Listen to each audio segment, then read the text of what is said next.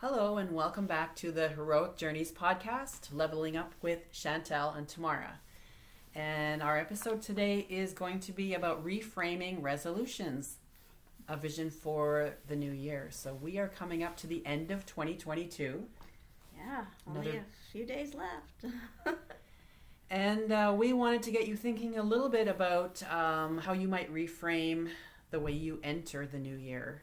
Our last podcast was all about the hero's journey, the heroic journey, and our entire podcast, in fact, is about taking that journey of leveling up. And so we wanted to start you thinking about what that means as we enter a time of the year where it's natural to pause and kind of take stock. And we had a quote for our episode last time that we never got to, and it was from Rumi, and it was about as you walk, the way opens.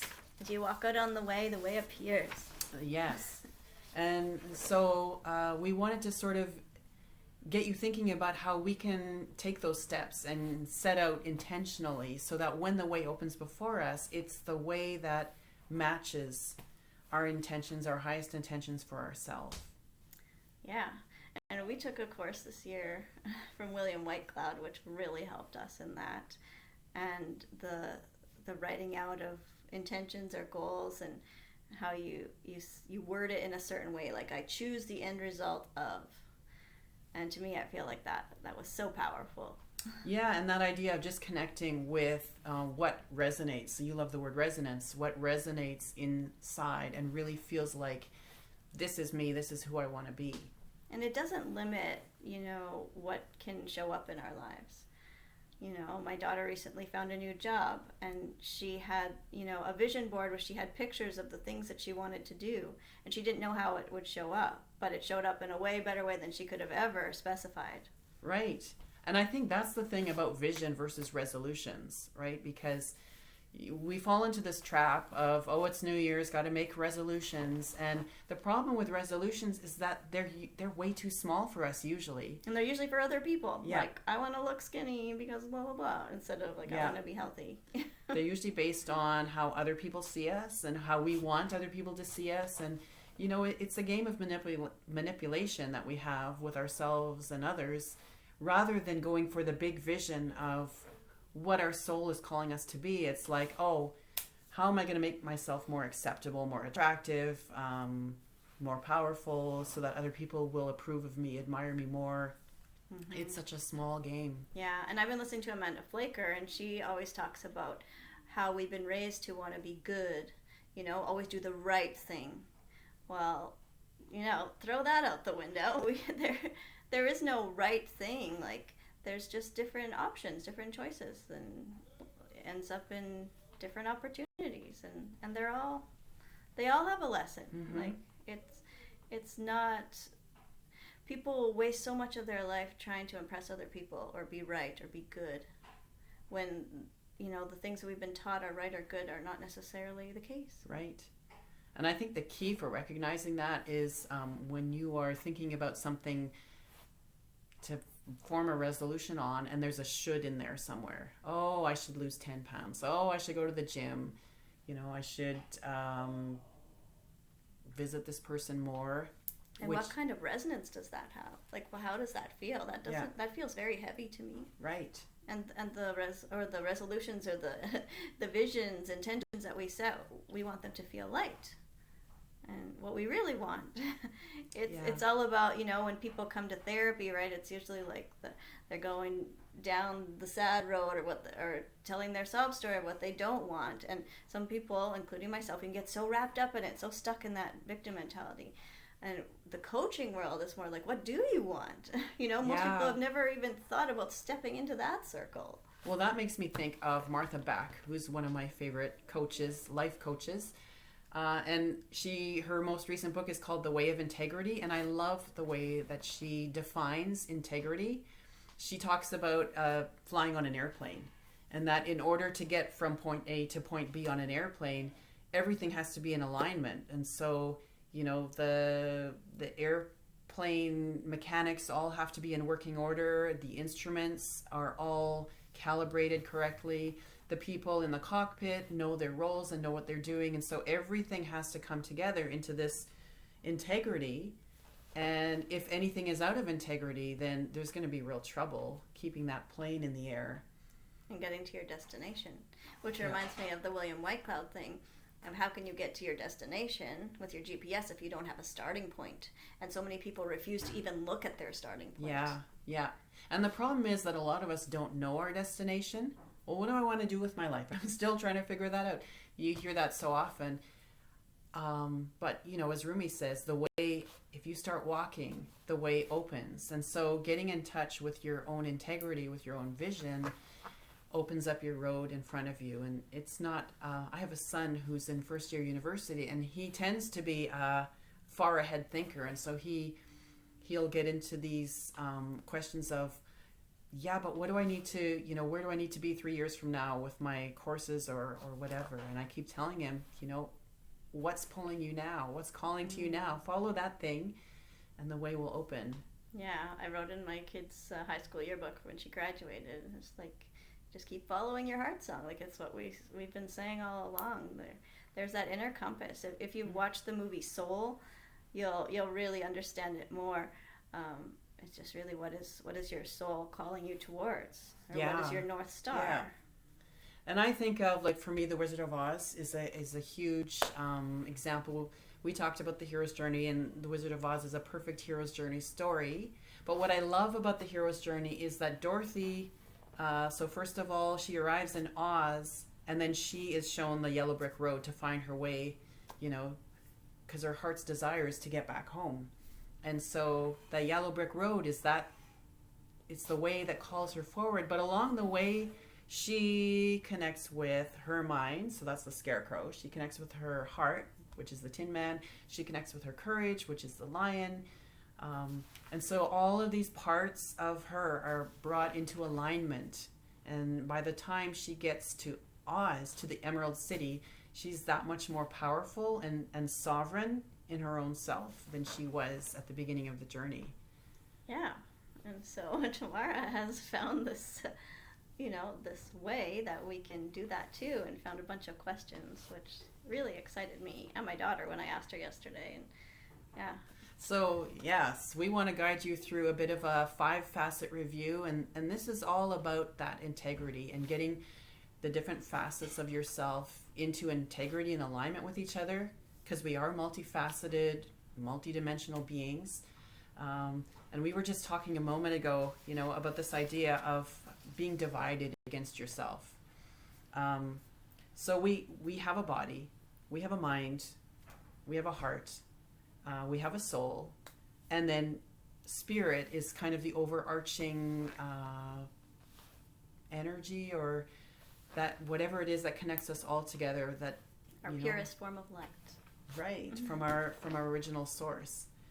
And we were in conversation a moment ago just thinking about these different parts of ourselves and the influences, like if we think of our body, who owns our body? Well, logically we own our body, but if you think about it, the media, advertising, corporations own our bodies in the sense of telling us... They want to drain our energy. telling us what we should look like, what's going to make us attractive and acceptable to other people, the beauty industry. So that part of ourselves is owned by those influences. And then we get to our mind, which is shaped very much by our schooling and higher education and the media, telling us what we should think, what we should be anxious about, what we should value and care about. What's right and wrong. Yeah. And then our heart, well, advertisers know how to tug at our heartstrings. Politicians know how to appeal to our hearts. And so we have strong influences there on what's pulling us, what we should care about. And then when we get to soul, well, the only people having that conversation tend to be churches and spiritual communities. And so we have these compartmentalized parts of ourselves. And wouldn't it be powerful if we could bring them together into integrity?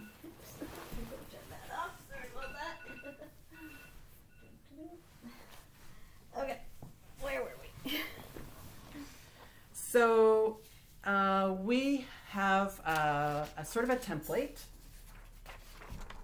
I love the image of the circle. For me, this has become a real spiritual symbol and a map for keeping myself in integrity. And so my family over the years has come to this at different points to do some reflection and review about where are we at in life, you know, body, mind, heart, soul, and spirit. And we have some guiding questions for you to think about as you take stock of these different facets of yourself at this ending of the year, and think about your intentions and your vision for the year coming up.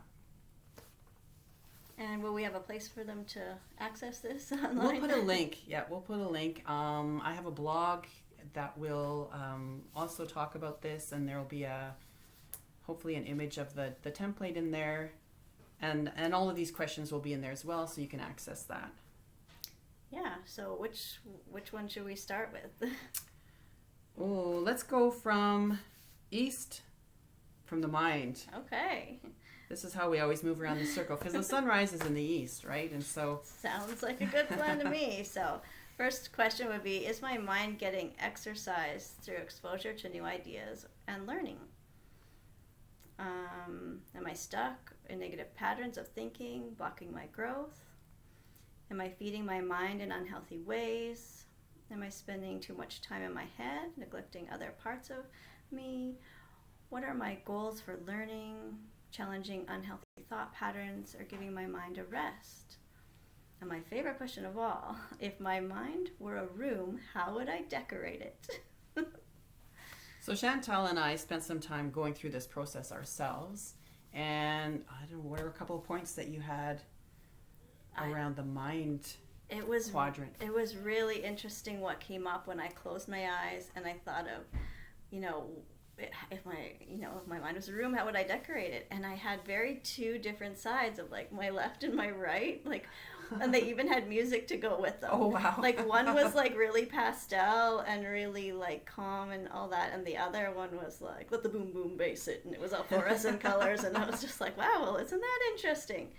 And of course, everything means something different to the subconscious mind, and colors and all of that is just how the subconscious communicates with us. And I just thought that very interesting to see the different sides there of the mind. And I'm sure something very different came up for you, but... Well, I was thinking about in the past year and just how I've allowed myself to start exploring with my mind things that really interest and fascinate me, like astrology. So I've become a student of astrology in this past year, and that has really given my mind some good exercise. I'm also working on learning a couple of languages. So I have a very active mind. My mind has always kind of been my nemesis. Mastering the mind has been a huge life journey for me. And so in the past year, I feel like I've really made lots of headway around anxiety and working with my anxiety and having tools and coming to a place of mastery with that, which feels so good. So when I thought about my mind as a room that I would decorate, I thought about inspirational thoughts, just having like empowering inspirational thoughts all over the walls of my mind, because I still tend to kind of wade in. There's a part of me that is kind of fascinated with the train wreck of news and politics, and so there's a certain someone that part of me just wants to see this person lose their power. I have no idea. Someone who's held power for so long and held sway over people, and there's that part of me that still has this gruesome fascination, and so that's kind of an intention for me, is to really gravitate toward what empowers and inspires me, instead of kind of falling into that pull of the train wreck.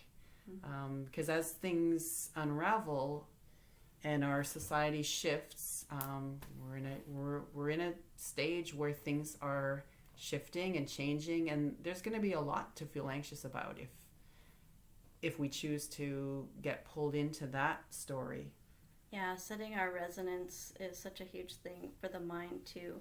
I feel like there's so many different things vying for our attention, and our attention and energy is our highest resource. And just becoming aware of where my mind is going and realizing like that it's almost like psychic tentacles going in like that direction, and just realizing that it's going there and that I can call it back. It's like, well, that's not for me, or that's their business, not my business. I wasn't invited there. Like, and that I can literally choose which tab of my mind to open. Yeah. In our next episode, we're going to be talking about rituals and routines to anchor your intentions. So for today, we're going to be focusing on questions and the reflection review that goes with the end of the year and these different parts of ourselves. But what you're saying made me think of some of the rituals that I've adopted for working with my mind, which have been really helpful. So we'll get to that. Yeah. Well, let's move on to the heart. Oh, you want me to do that one? Yeah, go for it. The question's about the heart. Am I aware of and compassionate towards what my heart is feeling?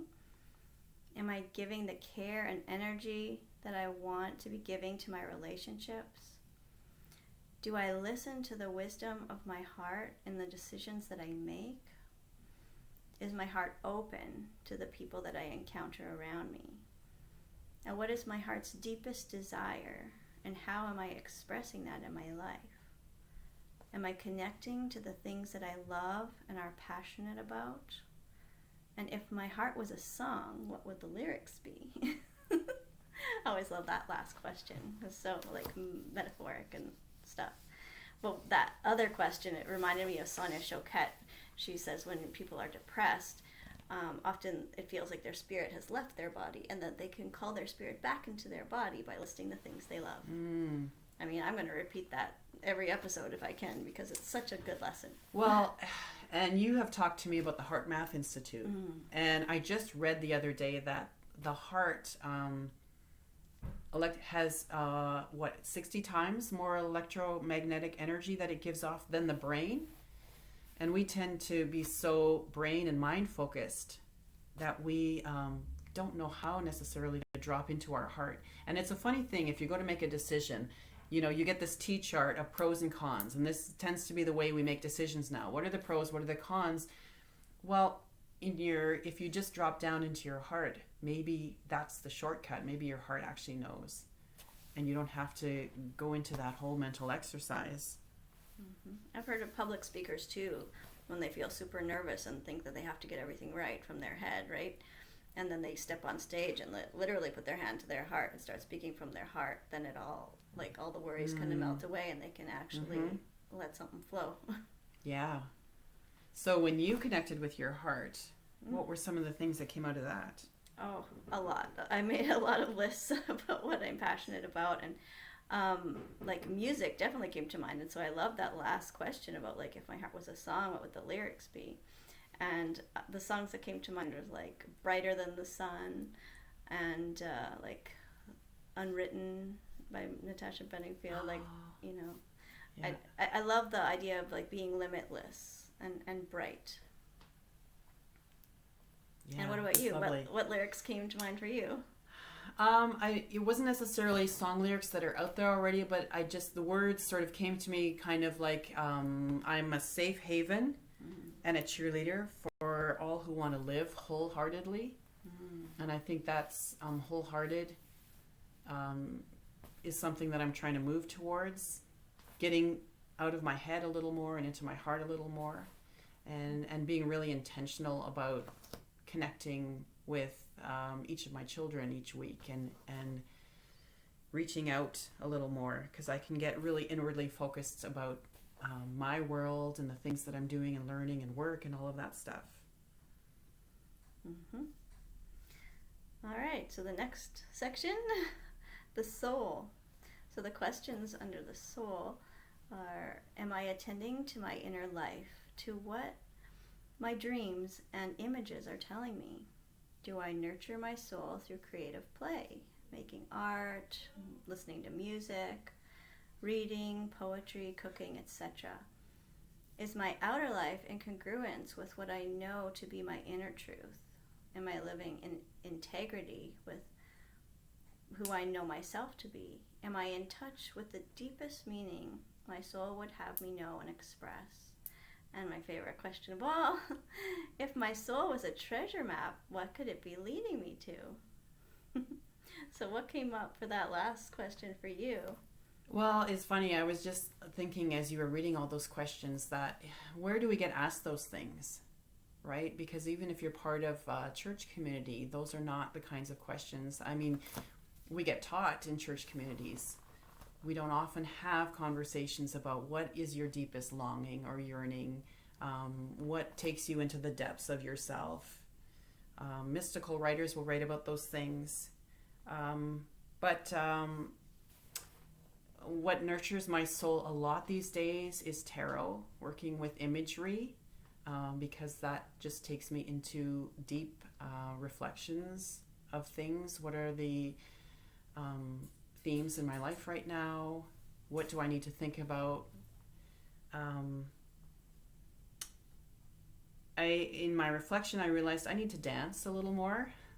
I used to make a regular habit of dancing around the house. I need to do more of that, just help me lighten up. Butterflies are really important to me. And so in my reflection, I thought about filling my environment with colorful butterflies and hummingbirds and things that lift my spirits, connecting more with nature. Mm-hmm. So yeah, those were the pieces that it's so easy. I think this is one part of ourselves that is easily neglected because so many urgent demands come at us from people in our lives, from our work demands and so on.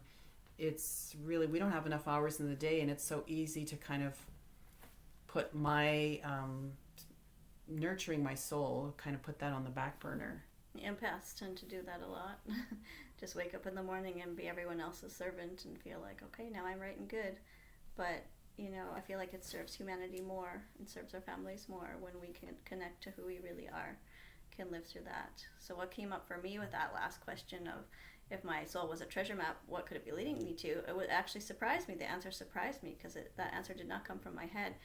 And it was like sound healing, resonance, healing through music and through vibration, and like that whole, I don't know, like I didn't even think about it, That could be leading you on a whole new hero's journey. Yeah, exactly. And my name means song, and so it just felt really meaningful to me. Wow. That's going to be fascinating to explore. And we haven't even played instruments together, but we're both musicians, so one of these days. Yes. Wow. My treasure map, when I thought about it, was leading me to joyful empowerment of myself and others. And empowerment is just a huge word in my life. And so when I think about, if I were to put that on the back burner and just, when I get to it, but all these other demands are taking up my time, that if that's the song that I've come into the world to sing, then that song isn't going to get sung. That empowerment isn't going to happen for me and for others. So this facet of ourselves that gets so little attention is maybe one of the most important, because it carries the big picture of what is our heroic journey here all about. Mm-hmm. The treasure map. So, going full circle to the next section, which is the body. Questions about the body. So you can ask yourself these if you want. Am I present in my body as opposed to stuck in my thoughts? Am I caring for my body through healthy exercise and nutrition? Am I fully engaging with the world around me through all of my senses? That's a very good grounding thing to do. Do my postures, movements, and physical habits express my attunement with spirit? How would I like to challenge myself in sport, dance, fitness, hiking, or other activities? And here's the big question at the end. If my body was a vehicle that would carry me to everything my heart and soul desire for me, what kind of vehicle would it be? And how would I maintain and care for it? I had a tough time with that question. Oh, that one came to me immediately. I was like this VW van with all the hippie stickers hippie van. And paintings Love on it. there. That's peace great. sign and That's great. Yeah, that's a fun vehicle. I came up with like a Cinderella carriage. ooh. I thought with the horses and all of the, and then I thought, okay, but no, that turned into a pumpkin. So, is that what I really want? You can create it to be whatever you want it to be. Yeah, I had, and I thought of a hot air balloon because you know you can rise up and see the big picture and go to all kinds of places, and so there were too many possibilities. I had a hard time narrowing that one in. But Any one of them would work. You can use Oh, any one yeah. of the metaphors that that's come the up. beauty of metaphors. Yeah. Yeah. That's why we love talking metaphors so much. That's a subconscious mind language right there. For me, this quadrant was actually one of the bigger ones in the past year. I finally came to terms with the fact that I dealt with anxiety when all of my life I had just kind of labeled it bad attitude or not trying hard enough, or, you know, and there was a point where I realized that, and I think it might have been Martha Beck's book, The Way of Integrity, and just this idea that all of me needs to be in alignment.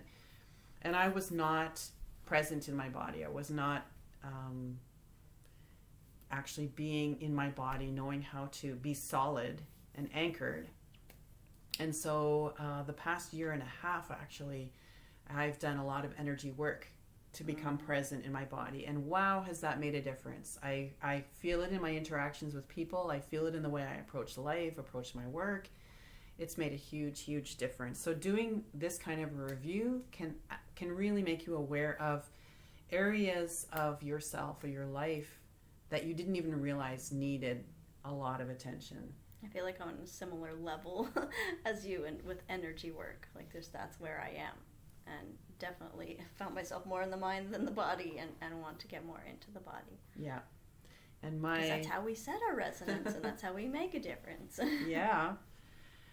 And I guess an intention that I have for the year coming up is just specifically focused around eating, to just be more mindful about eating. Just that idea of, you know, and it's not even about I want to lose so many pounds, because that's a resolution, And that's kind of what we don't want. that's the We're kind of focusing thing on that it. I used to cycle through like year after year. But this is more, I want to sit down and look at the plate in front of me and enjoy the colors and smell the aromas of the all food. the senses. Yeah. Yeah.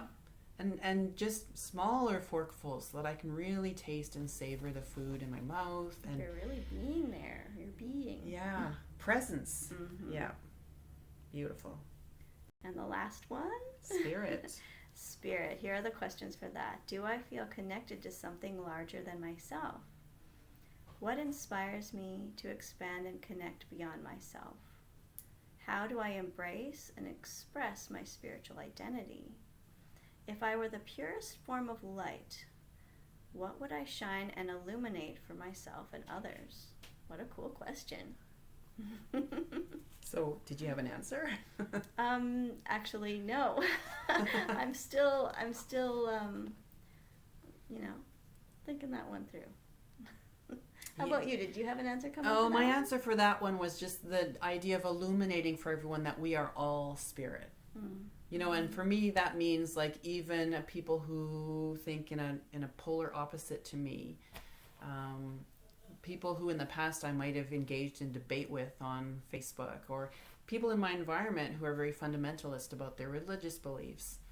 You know, that just kind of that constant reminder that on the level of spirit we are all connected, we are all one. And can I live in such a way that I make that evidence somehow for people. Yeah, and it just brings to mind too, like nature, like the trees and the animals, like, you know, that there's spirit all around us. How Marie Kondo always, you know, each item in her house, like she talks to it as if it was a real living being, and how each of these things seem to have a resonance. Like if you pick up a shirt, right, like you can be like, oh, this reminds me of good times, or oh, this reminds me of bad times, and it makes you feel a certain way. And so just seeing all of life, the people around us, the things around us, as like it's all spirit, it makes you feel more connected. Yeah, and I also think of spirit because it's in the center of the circle. that when we get our body and our mind and our heart and our soul in alignment and connect with spirit, all of a sudden that is where everything expands and opens up, and we enlarge ourselves. We step into a much larger heroic journey because we're connected to the infinite. Mm-hmm. Like the Akashic records, just like we can get all of this information when we connect to spirit. And like spirit is not like a particular thing, it's everything, right? And we are a part of everything. That's how I like to explain it. And it's spirituality too. To me, spirituality does not mean religion. Spirituality means being connected to all that is. Yep. Beautiful. So we invite you to do your own 5 facet review. It does take a little bit of a time. I think I spent a morning on it.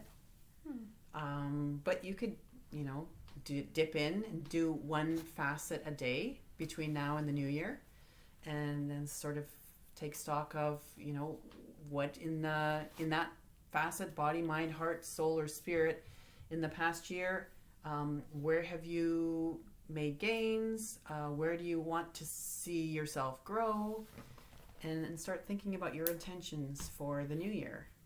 Mm-hmm. And you like to always talk about like the vision or the North Star, and we like to pick a word for the year.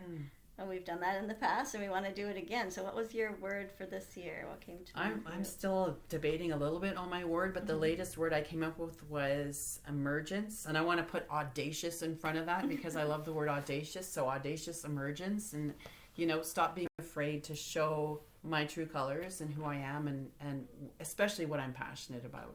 What does emergence mean to you? Like, to me, I see a butterfly coming out of a cocoon, but... Yes, well... There you go. There's my butterfly. My parents called me Flutterby when I was little, so wow. that theme of the butterfly has kind of been in my life for... and that was an important symbol during my cancer journey, too. Wow. Yeah, the word that came to mind for me was sovereignty. So I feel like sovereignty really sets a resonance. It really says, like, I choose the end result of, like I trust in myself, in spirit. I'm not a victim anymore. Yeah, I love that word sovereignty. It's a very empowering word, and it just implies that mastery over all of those facets, that I am not going to let someone else just decide for me what my body should look like. I'm not going to let someone else decide for me what my beliefs should be. I'm sovereign in my body system, and love it. Sovereignty. Okay. So I'm going to leave you with a quote. This comes from Stephen Covey. Vision is stronger than baggage. So whatever you've been through in 2022 or 2021 or 2020, because it's been a few years running now, it's been a tough go. But having a vision is what carries you forward and injects the energy into your life. So until next time, continue to be the hero of your own journey.